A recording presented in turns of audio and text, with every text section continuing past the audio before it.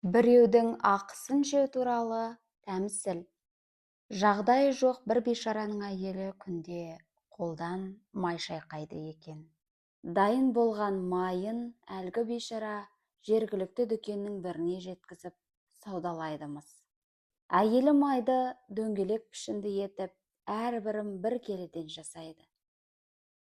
Осылайша кедей отбасы бір күннен екінші күнге әсте-әсте жетіп, үйге қажетті заттарын алады екен.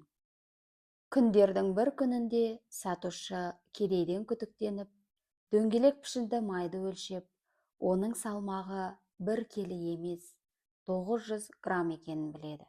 Содан келесі күні бейшара тауарын арқалап дүкеншіге келген кезде ол ашуға булығып: «Мен енді сенен ештеңе алмаймын. Сен маған 900 грамм майды 1 келі деп алдап сатып жүрсің» дейді.